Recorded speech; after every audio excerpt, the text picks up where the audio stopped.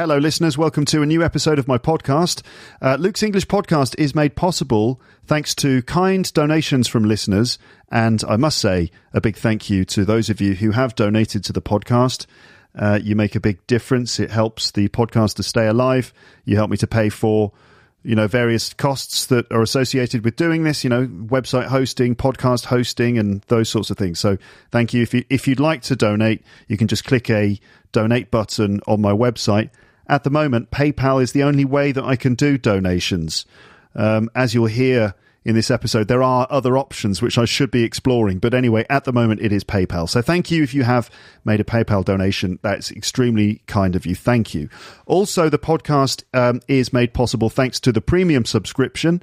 And that's basically a way for you to access extra content that I publish on a regular basis. And in the premium episodes, we focus on vocabulary, grammar, and pronunciation.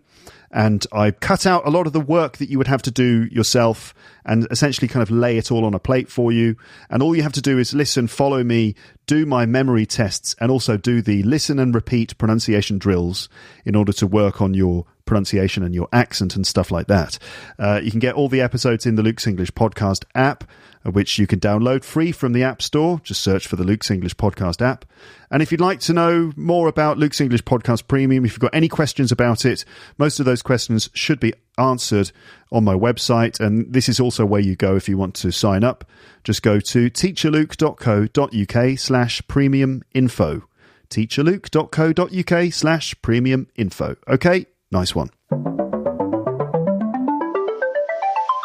You're listening to Luke's English Podcast. For more information, visit teacherluke.co.uk. So, hello everybody, how are you doing?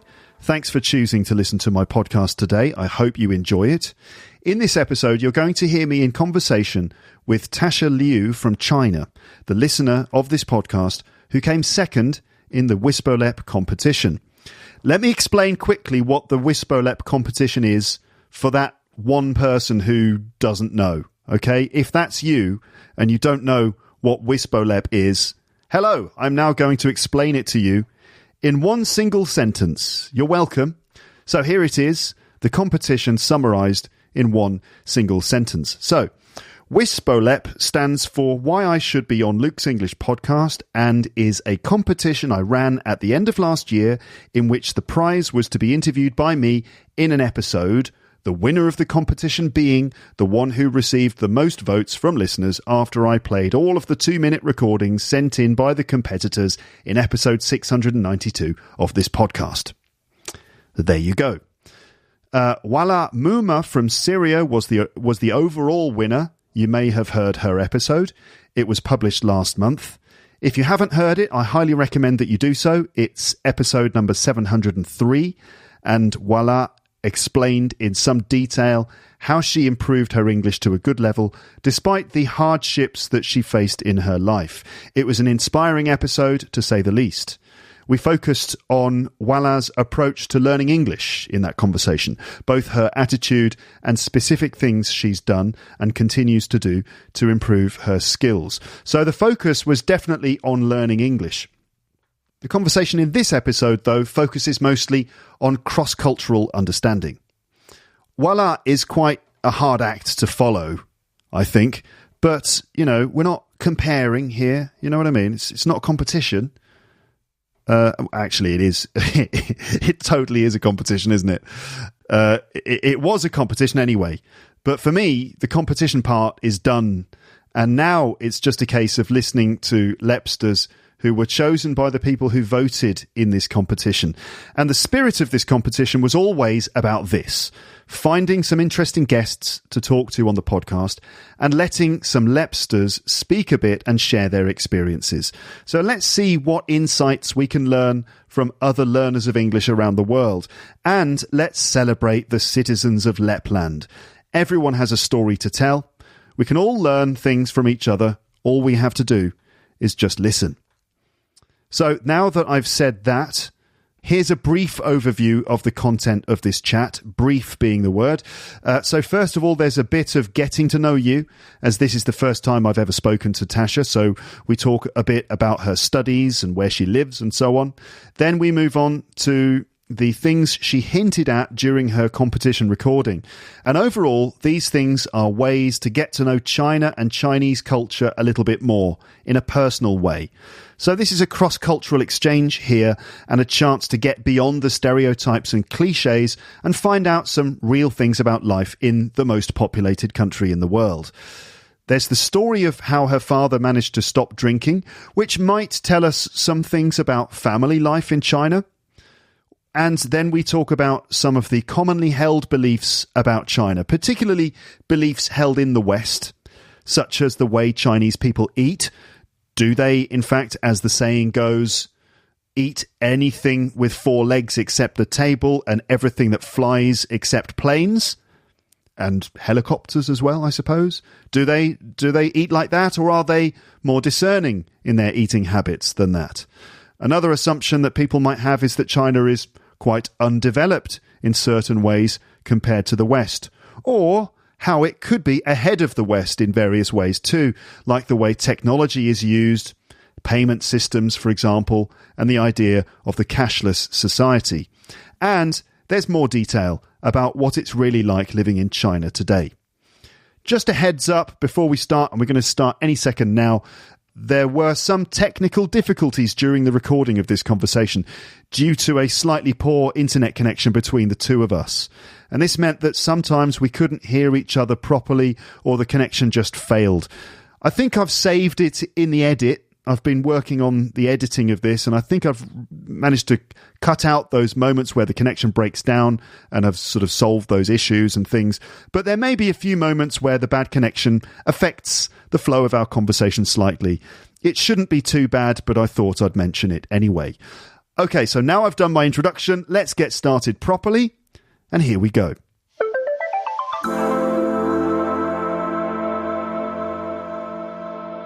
Tasha, hello. Welcome to the podcast.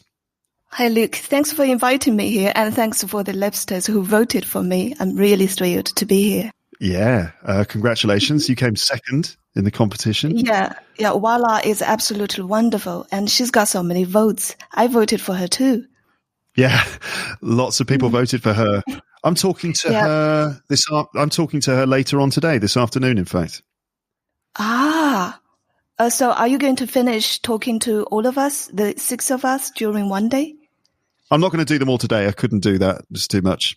That's true. I'm talking to Wala. Yeah, I'm talking to Wala this afternoon, talking to some others later on in the week and stuff like that. But yes, congratulations. You came second. Thanks. And thanks to your hard work and your project. It's all right. It's a pleasure, of course. It's very nice to talk to you. So, let's see. Your competition entry was a little bit cryptic. You mentioned the story of your father, who was an alcoholic, and you said that telling his story about how he stopped drinking would also be a way to tell us about what China is really like, including some sort of common misconceptions maybe. And also you mentioned some superstitious stories of your hometown and more. So this all sounds fascinating. Perhaps we can just start by getting to know you a little bit before we talk about some of those things. So Tasha, where are you? I guess you're in China. Yes, I am. I'm actually in the central part of China.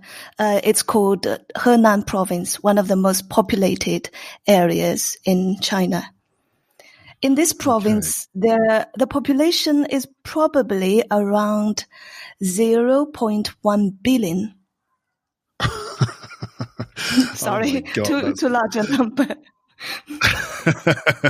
That's incredible. That's a massive amount of people, number of people, in fact.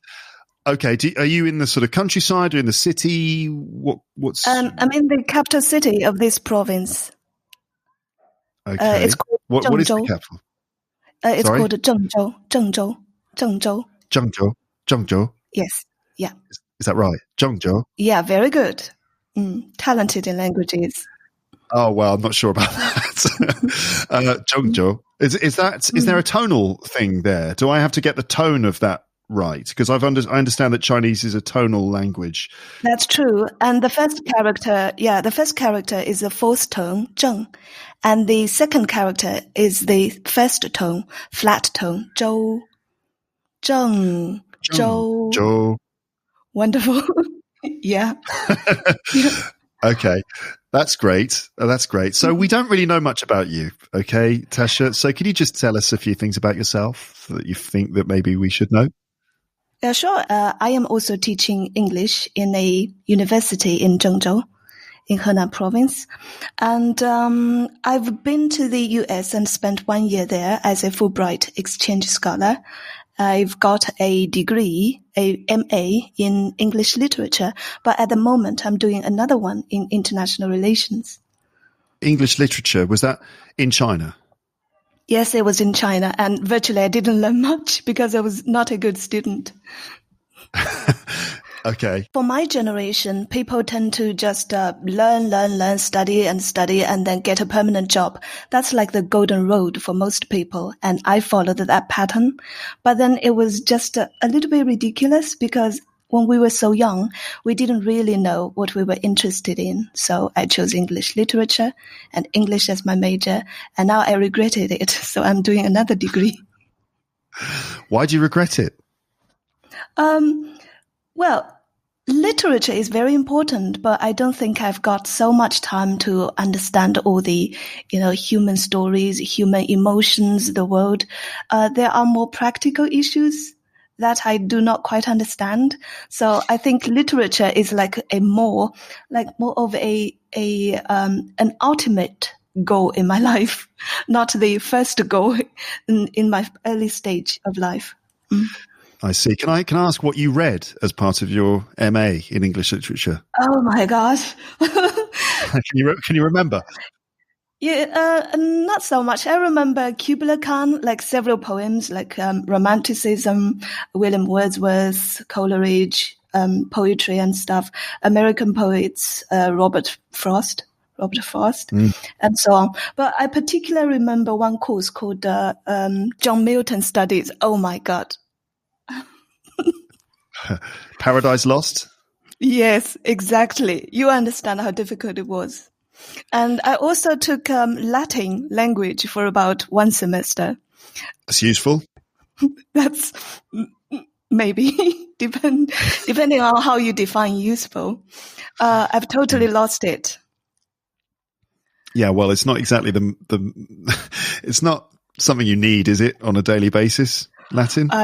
No, not especially in China. Think about it. If I am in Harvard or Oxford, perhaps I will need to deliver a speech in Latin, but in China... No one uses Latin at all to communicate, really, except someone like Boris Johnson, who will throw... To impress people, yeah. Exactly. He throws Latin phrases into his like speeches. To make himself look a lot more intelligent, which is, a bit ridiculous, really. Whatever he says, I would just return. Carpe diem. Yeah, exactly. Carpe diem. Is that a Milton? No, that's Latin. No. It's just Latin. But for the Milton class, I remember the teacher would just be reading the PPTs on the platform, and then he would fall asleep. There were only about 5 students down there, and then we would watch him sleep, and then he would wake up and continue reading the PPTs because John Milton was just so ancient, Yeah, quite boring, I suppose, then, for you guys. I actually like the theme of Paradise Lost because Satan was, depicted as a kind of hero, rebellious hero, and he's got so many kinds of personalities combining him, not just a fallen angel or a demon. So, That's interesting. I've never read it, actually. I'll be honest. I've never read Paradise Lost. Do not read it. It's too much, even for an Englishman like you, Luke. Sometimes I have trouble sleeping, so maybe I can just have it by the side of the bed, and in case I've got a bit of insomnia, I can just open the book and bam, I'll be asleep. Right? Perhaps you can listen to your own podcast and fall asleep. Yeah. That's what I do. To be honest, when I'm editing it, sometimes I do start to doze off because I'm there just, it's not that interesting listening to yourself. I know, I understand. I have to listen back to all the stuff I've done just to kind of clean up the recordings and stuff. And sometimes I'm like, oh, God. And I actually lie down and have a little nap and then carry on. Keep calm. Anyway, Tasha, I don't know where to start with you, really. So what do you actually do now? I'm teaching in a university, so this is a tenured job. I'm really lucky. I don't have to worry about losing my job during this pandemic or, I love my students and I love teaching, but I wish I could do something else. So I'm also doing distance learning. I'm doing international relations with King's College London. I've finished 3 modules so far, and I've been struggling a lot. Really? What's the problem? I've written 3 essays, but none of them have passed 60. So I've got 57, 54, and 58. I know that's privacy, but it's all right. It just shows I'm struggling. Each time there just seems to be different problems or issues. Like for the first one, I deviated. For the second one, the feedback was, it looks like you are arguing for this point. The second one is security dilemma unescapable? And I said, yes, it is escapable. It cannot explain everything. There are other patterns. And then the feedback is, it looks like what you have said just proves that it is unescapable or inescapable. Sorry? Inescapable. Okay, thank you. And for the third one, in order not to deviate, I just directly address the question. And the feedback is, you need to narrow it down. So you were trying to be as specific as possible, but the feedback was still saying you need to get more specific. No. For the third one, I didn't narrow it down. I just directly addressed the question so that I would not get off topic. And I got that feedback. Okay, it's complicated, isn't it? Okay, but it's more like structuring your arguments and answering the question rather than, things like English and stuff. Your English is really language good. is kind of problem. Sometimes I use colloquial languages like yes and no. And then Right, what's wrong with that in an essay? It's not academic language. It's not academic. Yeah, it's not academic language. Right. So I can imagine you're using yes and no in a sort of rhetorical way. You're saying, so is this something that we should blah, blah, blah? And you're going, yes, it is. And blah, blah, blah, blah, blah. That's not that bad. I mean, have you been told about that? Has someone crossed it out with a red pen or something? Yes, of course. Yeah. The feedback has listed some of the colloquial language there. And then I was thinking, why should academic papers be so pedantic or boring? Why couldn't I just be, interesting? It's a good point. I mean, I can't think of except for the fact that academic papers are supposed to be quite impersonal in their style. But I agree. Yeah. I mean, I think it's not, as long as you're getting your point across, I don't think it's too bad to include little bits of colloquial language, like even just yes or no. I mean, it's a bit conversational in tone. I guess that's the issue that they have. Yeah. Anyway. Okay, great. And so let's get on to some of the things that you were talking about in your recording. It's a bit of a weird transition from talking about your work, your studies and stuff, to then talking about your father. But you said in your recording that, somehow the story of your father will tell us more about the story of China. Yes, family structure and the status of men and women and children and stuff. Very interesting stuff. It's very interesting to find out about what a country is really like. Tell us about your dad then, if you yeah, sure. My dad used to play second fiddle in a local middle school in the rural area because he had a relatively good education. He was a college graduate in the 1980s in China, which was kind of rare. So he played second fiddle there. He played second fiddle? You mean literally? No, not playing the violin, but he was the second in power. I see, like the sort of deputy president or something, vice president or something. Yeah, okay. So, but his work colleagues were not merely work colleagues; they were also his drinking buddies. So in China, men would drink 白酒, called white wine, and the alcohol percentage could be ridiculously high, like up to 58%. And he could drink a whole bottle. Oh my God, really? Yes. And so did all of his other colleagues. Maybe not all of them, but most of them. They were young, they were, flamboyant, they were like bohemian. So they were working and then they were drinking almost every day, as I remember. That filled my childhood memories. Wow. And sometimes the men drink so much, the women got really anxious about their health, and then the women would take over, snatch the cups and drink for them. Of course, the men would scold, "What are you doing? Get away. We can handle this." And then normally the consequence would be the men would be vomiting at some spot, and the women were also making a scene of themselves. Oh my God. Wow. This sounds chaotic. Like the men are getting drunk. What are we going to do? Just drink all their booze so they can't drink it, but they will be drunk. Oh, it doesn't matter. Exactly. I guess whether that would happen in Scotland or Ireland. Do women snatch away their cups? No, that wouldn't happen. It wouldn't. I don't think so. I can't imagine sort of a drunk husband and the wife going, "Right, that's enough of that," snatching the cup and drinking it. No, maybe snatching the cup away and pouring it down the drain or something, but not just drinking it. I think, to be honest, the women would probably just be drinking too. Yeah, that's true. Equally, they're equally alcoholic, maybe. So that lasted for a couple of years, but then when I turned 7 years old, my father decided that he wanted my brother and I to receive a better education instead of being stuck in the countryside doing whatever. So we moved to the nearest big city. So he lost his tenured job and his position. And so now he's nobody. He had to start over.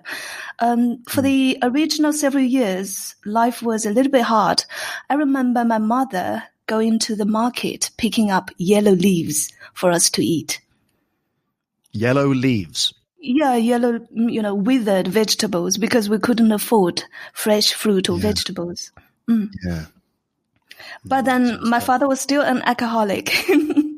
And he was still drinking. But the thing is, he was such a bad drinker. He has some people would just sleep after getting drunk, and my father wouldn't.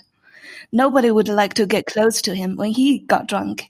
So, when he came back home drunk, my mom would normally be pissed. Listeners, that's pissed meaning angry in the American sense. Pissed meaning angry. In the UK, we'd say pissed off. Pissed in the UK means drunk. But here we're talking about pissed meaning angry. So she wouldn't take care of him. My brother was always cheeky. He would hide as far away as possible. So it's always me taking care of him, fetching him water, asking, "Are you okay?" But he would just grab me, pinch me on the arm really, really hard and say, "My daughter! I love my daughter!" But he would pinch me so hard. It would always hurt so much, and I couldn't go because he was really strong. He was a young man, and I was a baby, a child. Yeah. So he's a bad drinker. We hated that. He was pinching you because how much he loved you, but maybe because he was drunk, he didn't realize. Exactly. How hard. Exactly. Yeah. So what do you do when you get drunk? Do you have any bad drinking habits?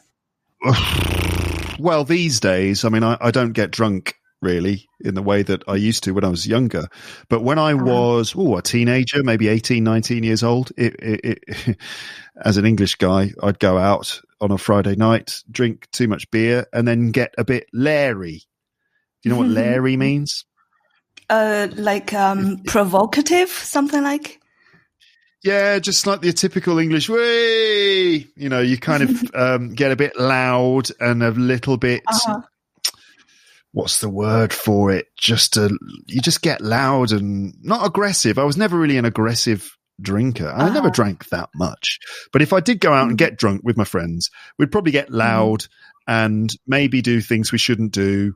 Like you do stupid things, like you steal a traffic cone from the side of the road and bring it home with you. You know, stuff like that. Whoa. These days, Okay. if I drink these days, ultimately I will just fall asleep. If I drink too much, I'll just be like, oh, I'm going to fall asleep, and I just sleep. Thank God. Then when I turned 14, I was in high school, in the first year of high school. There was one day when he broke his ear after getting drunk. So he slept in the gutter and returned home. He broke his ear. Apparently there must be some pebble or rocks in the gutter where he slept in. Wait a second. He slept in the gutter. Yeah, he slept in a gutter because he got so drunk he couldn't get back home. Oh my gosh. So the gutter, so by the side of the road or what kind of gutter? The side of the road. And there was apparently water, dirty water inside too. And sometimes maybe pebbles. Yeah. And he broke his ear over there. How did he break his ear? I mean, broke his ear, you break a glass or something, but how did he break his ear? It came off? Like his ear was kind of cut. There was a deep cut in his ear. Luckily, it was not like Van Gogh. Not like the artist. He didn't remove it himself. But no, so he had an accident. Maybe one of the stones cut the ear and it was like really badly cut. Oh, gosh. Yeah, and so he returned home. We were so angry and worried about him. We asked him to stop drinking. Of course, we've said that many times. He never listened because in his generation and in China, especially in the rural area, families tend to be quite patriarchal. Okay. So when I turned 14, the next day he recovered from getting drunk and sleeping in the gutter. There was some guest and he asked my mother to go out to buy alcohol again. I said, no, you are quitting drinking today. He ignored me. The guest came, the alcohol arrived. I said, no, you are quitting drinking. You are no longer drinking today. He looked at me with contempt. Like, how can you talk to me like this? Who are you? Do you remember you're just my daughter? And then I kind of made a vow to God, universe, or whatever. I said, if you keep drinking, I'm just going to stay single and never get married for all my life. Yeah. Okay. And then he got really angry. He went to the table, poured the wine, raised the glass, and I was heartbroken thinking that my father didn't care about my well-being. I said serious things like that and he didn't care. So, but I couldn't make my vows made in vain. So I snatched his cup and toasted with the guest and said, I'm sorry, but my father is quitting drinking. I will be here to entertain you today. I will be your drinking company. And then my father quickly said, yeah, the doctor said I have some heart issues. So the guest was confused. Right. But anyways, he let me entertain him. I finished 3 bottles of beer for the first time at the age of 14. Wait, what? Sorry for interrupting you. Sorry. I was expressing surprise that you finished 3 bottles of beer when you were 14. Yeah, 3 bottles of beer. That seemed okay. I didn't get too drunk. So I finished the beer and my father just quit drinking ever since. And there were times when he said, yesterday I had a dream. I dreamed that I drank alcohol again. And when I woke up, I was so worried. Oh my God, my daughter said such things and I drank again. I couldn't believe it. But that was in his dream. Wow. So ever since he no longer drank, not even a single drop, even in his dreams. Poor man. Wow, that's amazing. So you helped him to stop drinking and he's never touched a drop since. That is amazing. Well done. That is true, but I wouldn't say well done to myself. I think it was quite a naive thing and disrespectful thing to do because he was an adult. I shouldn't have, although we were all worried about his health, he was an adult. I shouldn't have, forced him or blackmailed him with love to let him quit drinking. It worked though, didn't it? It did. But it reminded me of the religions in China. I made a vow to God universe. It's like a vow to all of the gods. That's why my father wanted to obey this unwritten rule. But in China, some people converted to Catholicism, some to Buddhism, some to Islam.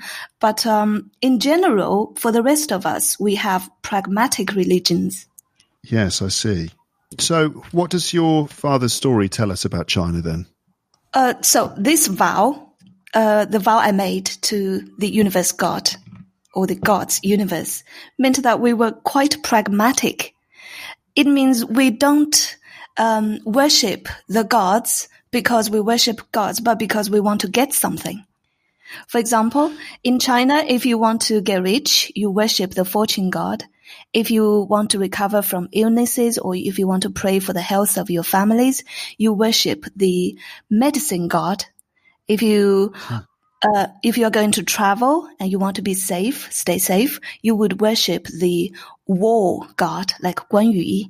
And if you want a child, you worship a certain Buddha called Songzi Guanyin, who would bring children to you. Wow. So in general, it's quite pragmatic, utilitarian. Yes, it's really interesting. Interesting form of religion that you have. Or is that a religion? I mean, is there a name for, is there a Chinese sort of religion that, maybe I'm revealing my lack of education here. Obviously there's Buddhism. We have a fairly large number of Catholics or Christians or Muslims and Buddhists. But for the rest of Chinese, we are a combination of Buddhism, Taoism, and Confucianism and ancestor worshipping. I see. Okay. You mentioned in your recording some other things, right? You talked about things like, do you live in a cash-free country? Do you eat anything with four legs except the table, and anything flying except airplanes, and other things? What do you? I guess these are often things that are said about China. What are examples of things that people believe or say about China, and do you think they're true? Actually, no, about the food, it's not so true. You know, in France, people would eat gras froid, like goose liver. Foie gras, actually. Oh, okay. Thank you for correcting me. My French is just so rusty. Okay, foie gras. Yes, which is the liver of a duck or a goose, which is kind of exploded with fat. I mean, it's horrible. I don't eat it, but it's quite delicious. It is actually. Right. It is delicious. But I as a bird lover, I find it hard to enjoy the liver of a duck that's been force fed so much until its liver explodes with fat, and it's delicious to eat, but my conscience, I mean, I'm not a vegetarian, but I don't know, something about foie gras just kind of bothers me. But It is good. I see you're a bird lover. Then are you also an insect lover? Do you eat snails in France? Every now and then, but it's not like a regular thing. It's very rare, really. I've had snails a few times. My friend Sebastian Marks has a funny joke about snails. He asks the audience at his comedy shows. He says to them, "Do you eat snails?" And they go, "Yeah." And he says, "Do you like snails?" And they go, "Yes." And he goes, "No, you don't. You just like butter and garlic." Might be true. Basically, snails are cooked in lots and lots of butter and lots of garlic. And sometimes it's just, you're just eating butter and garlic. It's just butter and garlic with a bit of snail. But good snails are great, and they've got a delicious taste, and they're really good. I like snails. Good snails are really delicious. There's also frog's legs, famously. Yeah. So, and I also remember when I was in the States, there was an Ethiopian restaurant in Washington, D.C., and they offered all kinds of weird insects and animals. I didn't try because although I'm Chinese, I'm not like what people are imagining we would eat everything. But I have to confess, I do eat chicken paws or chicken feet. Chicken feet. Yes. But what's the appeal of chicken feet? There's no meat on them at all. There's no meat. So it's that kind of rough or tough texture that matters. Yeah. And mainly in Chinese diet, we have a lot of seasoning. So the flavor can be really good if it's well done. Yeah, I can imagine. But Okay. but in general, Chinese people don't eat wild game as people imagine. At least educated or civilized people are quite picky with their foods. So what I'm saying is that French people have, diet like goose liver or snails. Ethiopia has ants and other insects for their diet. But Chinese people in general, each one differs from another person. But in general, we are kind of picky with our food, I would say. Okay. Interesting. What are some of the other things that people often will think or say about China, which may not be true? Well, I wouldn't say may not be true. Now I'm going to make some suggestions to you, Luke. You see, about 1 year ago, I began listening to your podcast. And then after 2 months, I was thinking, Luke is really good. And he's produced so many podcasts. I should really pay for that. Intelligence property, and he's really good, hardworking. So I opened your site, PayPal. Well, my PayPal had expired years ago. Then, okay, I'll buy Luke's English Premium credit card. All right, I have a credit card, but I couldn't find my credit card. And then I was thinking, well, China has such a large population, and Luke is kind of famous in China. I got to know you from a Chinese Quora. You know Quora? I do. Quora is an app where people ask and answer questions. And in China, we have an equivalent called Zhihu. So I got to know you on Zhihu. I was checking how to improve your English or how to blah, blah, maintain your level. And someone recommended Luke's English podcast. That's how I downloaded you. And then I was thinking, Luke must has a large audience, a large Chinese audience. I do, yeah. Who are quite used to WeChat and Alipay. So if you have a QR code on your front page, it would be very easy for us to offer you a cup of tea on a monthly or regular basis. Okay, all right. I'm investigating this. I know that I know that, for example, ways to donate and ways to pay for Luke's English Podcast Premium are a little bit tricky for some people. It's difficult to do that internationally. But I've got to talk to Libsyn. That's the company that's responsible for managing payments and stuff for the premium content. I need to talk to them about introducing other methods of payment beyond just PayPal and credit cards like WeChat and Alipay. Yes, definitely. It has been about 4 or 5 years since I stopped taking my wallet with me all the time. So when I go out, it's just keys and mobile phone. And nowadays we tend to use intelligent locks. So no keys anymore, just mobile phone. Just one mobile phone and you're good everywhere. What if you run out of battery? You charge it. You can easily charge it anywhere because China has a large population, so there are many shops. You can just ask for a favor. Can I charge my phone over here for a while? And also there are other charges which can be paid on an hourly basis. Oh, okay. Even at night. So, for example, if I've been out and I come home, let's say I'm not married and I don't have a daughter, and I come home and oh no, my phone's dead. So even in the middle of the night, I can charge my phone because you can't do that in France.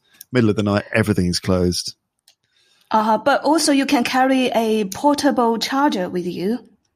Right. You don't need other people's battery if the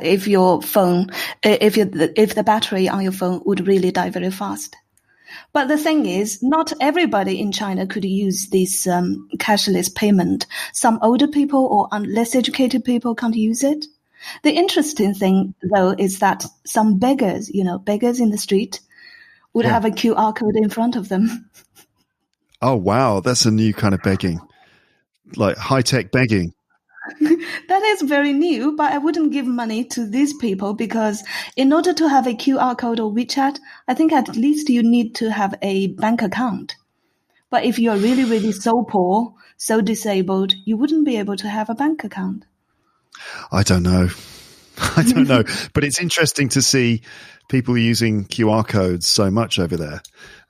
That's different. Yeah, we haven't got to that stage yet. There are risks, though. I still carry a wallet round. I still carry my keys around with me. In France, people still use checks sometimes.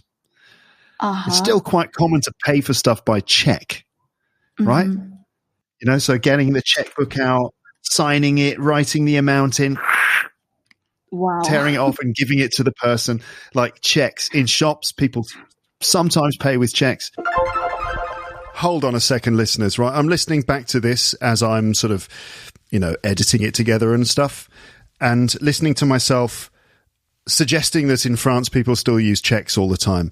Actually, I have to say that's not really fair.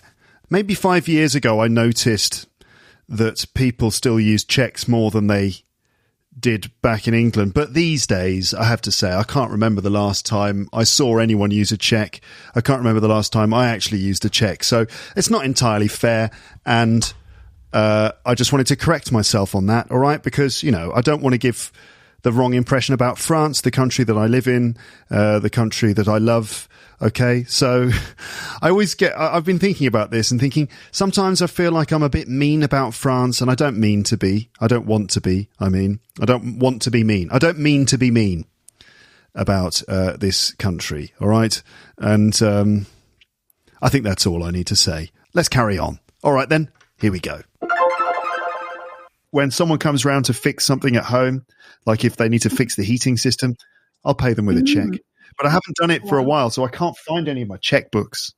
But yeah, checks. Amazing. That sounds quite far away from me now, using checks or even credit cards nowadays, because most of the things are just done online. But there are disadvantages. That's probably why Western countries are not so quick or fast in joining cashless societies. What are the disadvantages? If we do most of the business online, we have an equivalent of Amazon. So we have Taobao, which belongs to Alibaba or Jack Ma. We do our purchases on Taobao. So if we do everything online, then these businesses, small businesses, shops or shopping centers would die. These grocery stores would die. Many businesses would die. People would lose their jobs. So there are criticisms of that.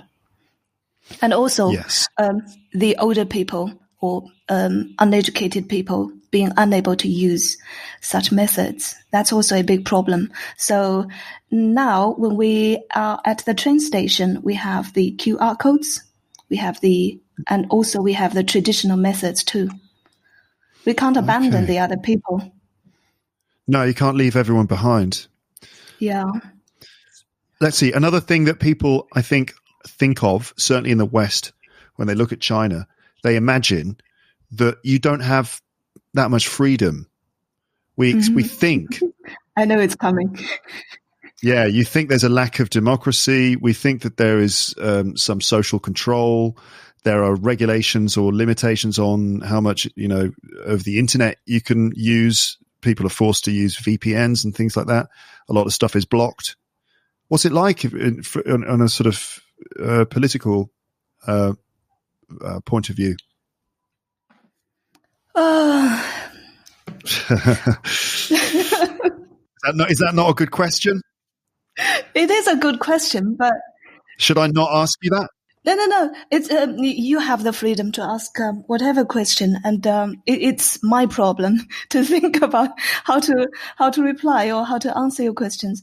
Okay, the fact that it's a difficult question to answer suggests something to me. Yes, of course, and yeah.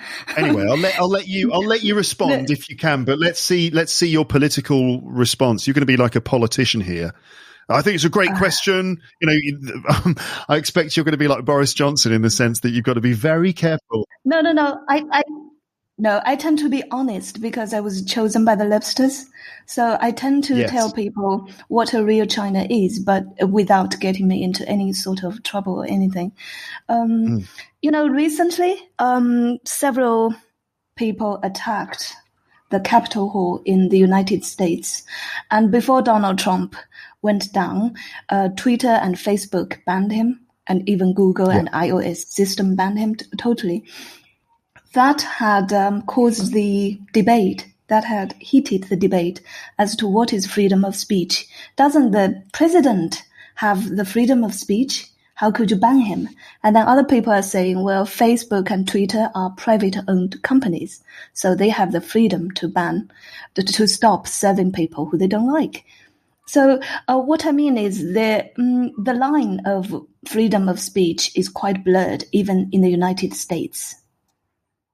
To an extent. But like Trump said a lot of stuff. He tweeted all kinds of stuff throughout his presidency and before, when he was going on about when he was obsessed with Barack Obama and trying to somehow prove that Barack Obama was not an American citizen. There was a whole conspiracy theory that he created that Obama was not an American citizen, which turned out not to be true. Obama was, is an American citizen and so on. And during his presidency, he tweeted all kinds of things which were probably not true. Things about COVID and so many other things. Yeah. But the final straw, and this was like a matter of national security, was when he incited those actions. But the question is about freedom of speech. Is it an absolute concept, though? Is freedom of speech an absolute thing? It's like either you have it or you don't. Or is freedom of speech more of a continuum where you can be at one end of it or at the other end of it or somewhere in the middle, or, it's a sliding scale? You know what I mean? Yeah. I think sometimes politicians tend to make use of this concept. Like Trump supporters might think what he said was true, and there are so many Trump supporters. What we think are true are not considered as true by them, and what they think are true are not considered as truth by us. So there is no absolute truth, and that's I don't know about that. There is absolute. I think there is absolute truth. When you talk about, for example, the coronavirus, and when people are saying, "Oh, it's not," it's no worse than flu, or when people are saying even that it doesn't exist, or that masks don't work, and yada yada, all those sorts of things. I think in those cases, there is a truth, and the truth is that COVID-19 is more infectious and more deadly than flu, and there's evidence to prove it. So I think actually we've got to be careful when we're using all this relativism and saying that one truth is just the same level as another person's truth, and there's no such thing as truth. I think it's an extremely dangerous road to travel down.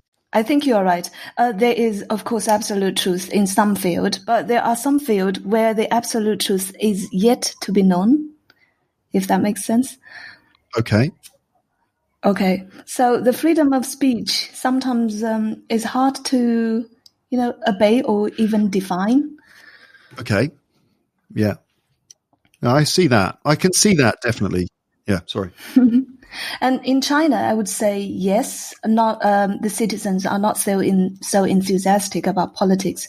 As long as we could live peacefully and our life gets more and more prosperous, that's fine. But it is true that it's unhealthy if the whole country only has one kind of voice, because the media should play the role of supervision or surveillance. Otherwise, the system is not going to work well. Supervision or surveillance? What do you mean? Yeah. Supervision or surveillance on the government, make suggestions, to criticize, checks and balances. Yeah, checks and balances. Yes, exactly.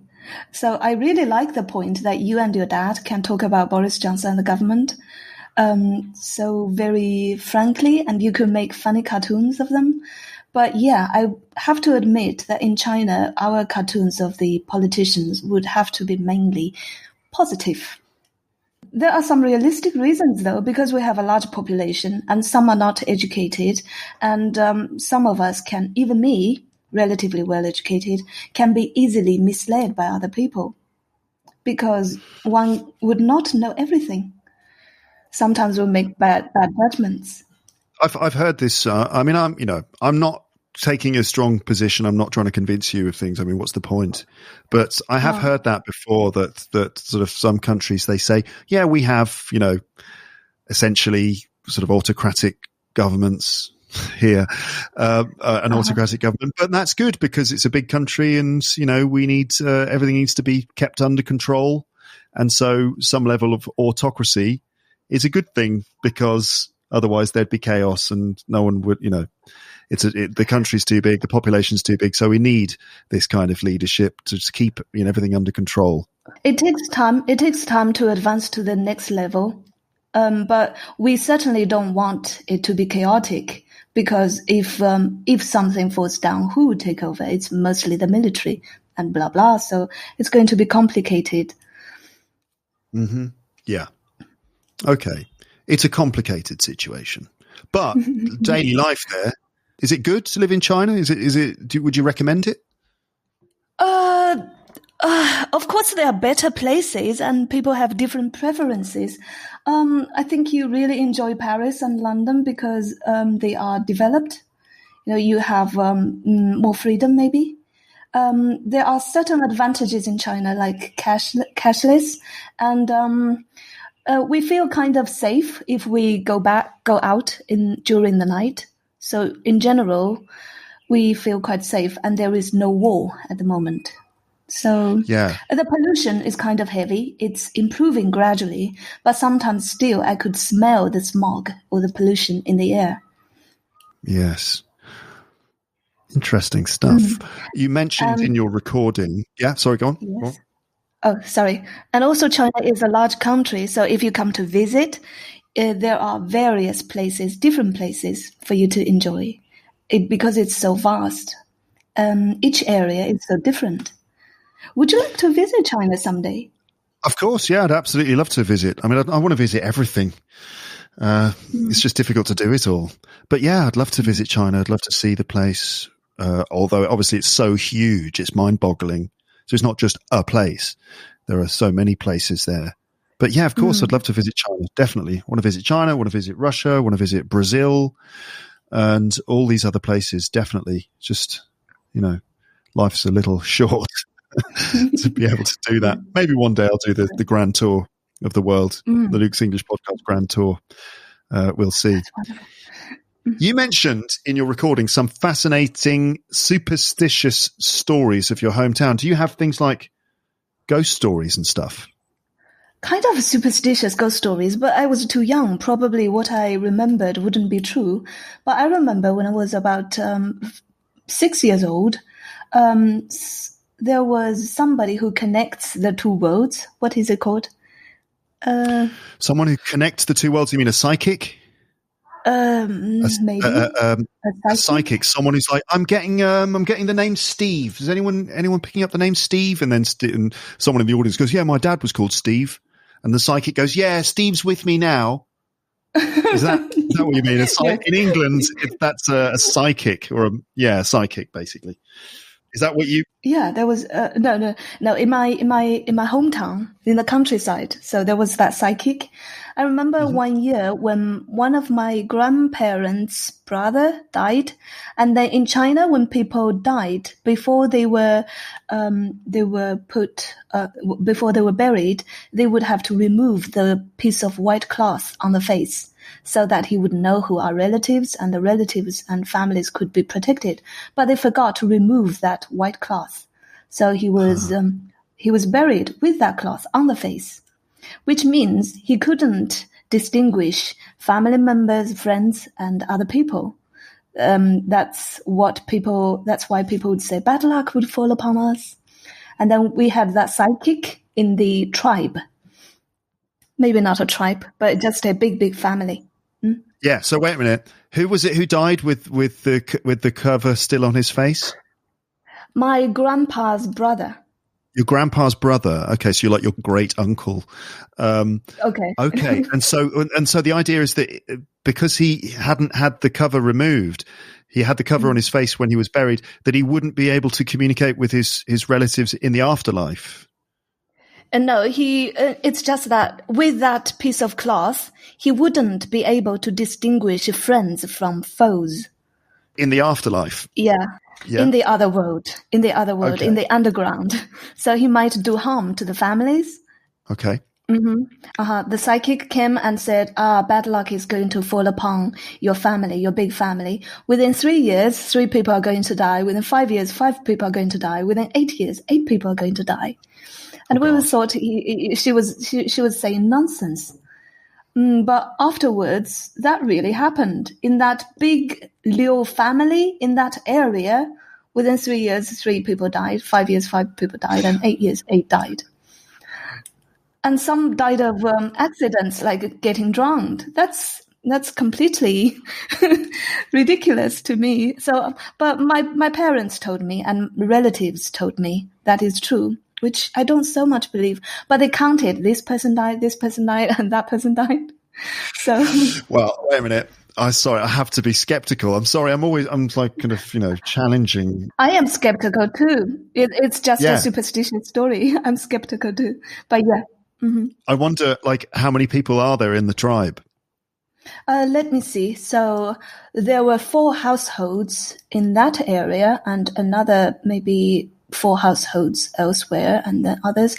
So in general, during that time, before China's reform and opening policy, a lot of people lived in the countryside. So the Liu tribe had probably around 200 people or maybe 300 people. Maybe more. 300 to 500, probably. 300 to 500. Okay, so it's not entirely unrealistic to expect 3 people in that large group to die in 3 years, and then that number to be 5. I mean, was it 3 or was it 4 in the first 3 years? Anyway, I don't mean to be skeptical, but it's an interesting superstition. Is China quite a superstitious place? In the countryside, yes, because people are not so well educated. And, in the countryside, there are so many trees and sounds. People would think, people tend to be overthinking. It's horrifying. Little noises and stuff. So they just assume that it's like the noise of a ghost or something. And I guess maybe the kind of, you mentioned all the different gods and stuff and that religion, that sort of fits in quite well with the idea of there being spirits and a spirit world and so on. I suppose. Yeah, maybe, perhaps. I don't know. It's interesting, though. It's very interesting to talk to you, Tasha. I'm afraid we're going to have to, stop here. Yeah, it was great seeing you and talking to you, Luke. Yeah, it was really good to talk to you too. Congratulations again for coming second in the competition. Yay! Thank you for telling us about your father and his crazy drinking. Is he still with us? Is he still alive? Oh, yes. My father is only 63 years old. And he kept telling me, please, when you get married, do not say anything or do anything like that again. I'd like to be drinking. Really? Does he still not drink then? He doesn't drink because I'm still single. Poor man.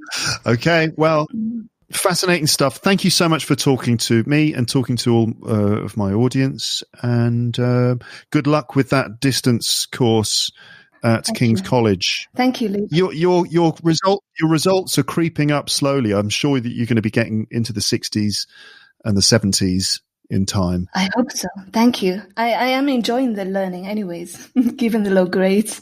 That's all right. Yeah. Okay. All right. Well, fantastic. Have a great evening and all the best to you. Okay, thanks. And you have a nice day. And please put a QR code there, but I will do my credit card first.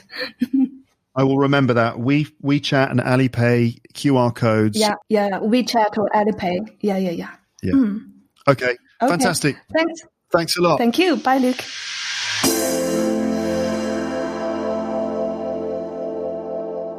So that was Tasha Liu from China. It was really interesting to talk to her, and I got that amazing feeling that you get when you actually talk to someone who lives in a completely different part of the world and in a different culture, but you just connect as human beings. That's always special, talking to people from other places and getting a glimpse of how they live their lives, and the fact that although we are different in many ways, we're also really similar in the fact that we are still having human experiences ultimately. I think it's easy to forget, but I feel like as humans, we have many more things in common than differences. We're all humans living on Earth, as far as I know. I mean, you might be an alien on another planet, as far as I know. I mean, maybe you are an alien with a really good internet connection and you're listening in. I don't know. But as far as I know, we're all human beings living on Earth. We're all having a human experience, ultimately. And so there are many more things that unite us than divide us, aren't there? Now, maybe I'm sounding a bit pretentious there, possibly, but hopefully you know what I mean. Here are some reflections, just things that I thought about after hearing that conversation again. So these are reflections about cross-cultural understanding. So when we think about other cultures or experience them, there is a tendency to not fully understand those other cultures. And as a result, we jump to conclusions about them, probably based on the fact that we've never had proper experiences of those cultures. We've never met or talked to those people properly and never observed things from their point of view. This is normal, I suppose, because we can't always be everywhere and see everything. But we end up with limited views of other cultures, which might also be informed by other people's attitudes that we are exposed to. And, you know, it kind of creates attitudes like, you know, these people are just unsophisticated, or it's such a backward society. And those attitudes could go in any direction, right? It could be, in a broad sense, the West looking at the East, or the East looking at the West. And not just East and West, it's really kind of any culture thinking about another culture or looking at another culture. We often don't see the whole picture. We're all humans, but there are all sorts of complicated reasons why we behave or live slightly differently. But we're all the same at the end of the day, and at the beginning of the day, and the middle of the day, and any other time of the day, I suppose. But ultimately, we are all the same, but our contexts are different. Yeah, that's it, really. I could ramble on more about that, but I think I've said enough, really. But I wonder what your thoughts are. Now that you've listened to this conversation, what reflections do you have? Feel free to leave your thoughts in the comments section. If you're doing that on my website, on teacherluke.co.uk, don't forget to make sure that you're leaving your comment in the right place. I've said this before, and I'll probably say it again. So there's the front page of my website, you know, just the first page, teacherluke.co.uk, the home page. And there is a comment section there. But if you've got comments relating to a specific episode, make sure you find that episode page. And you find the episode page by going to episodes in the menu.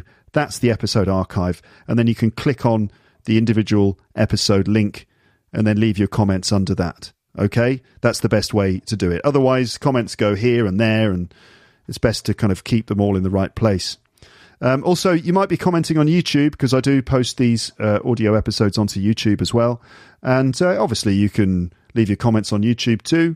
I think I'm more likely to engage with comments on my website, but obviously, feel free to comment on YouTube. It might be a bit easier to do it on YouTube. And if you are on YouTube, don't forget to like and subscribe, of course.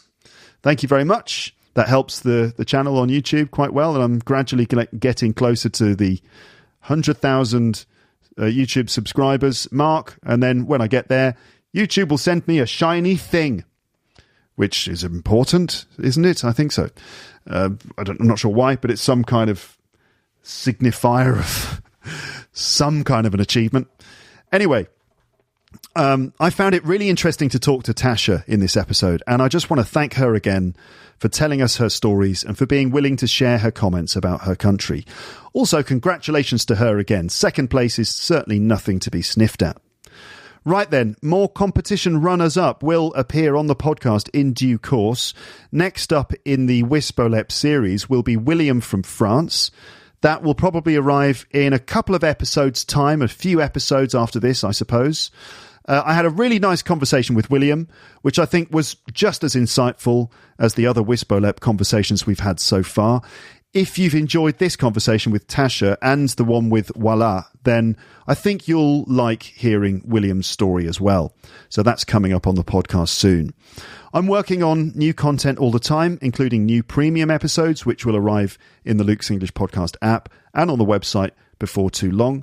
Remember, if you'd like to find out about Luke's English Podcast Premium, if you've got questions about it, including for subscribers, if you've got questions about anything relating to Luke's English Podcast Premium, I try to answer those questions on the website. And the page that you need to go to is teacherluke.co.uk/premium info. Okay. And you can find out how to sign up and exactly how reasonable the prices are. You can just go there and find out all those details. And the Luke's English Podcast app as well is a great way to get the full episode archive on your phone, so you can listen to all of the content there. If you want to, you can choose to reverse the order of the episodes, so you start with episode 1 and listen from the beginning, or you can, listen to them in any order you want, basically, and you can star episodes as your favourites and then put them in a favourites list. So you could go through the archive starring certain episodes and then use your favourites list to, kind of filter out some of the episodes or, the ones you want to listen to. And all the premium content is there. And there's loads of other stuff too. All the phrasal verb episodes, 150 phrasal verb episodes, short ones.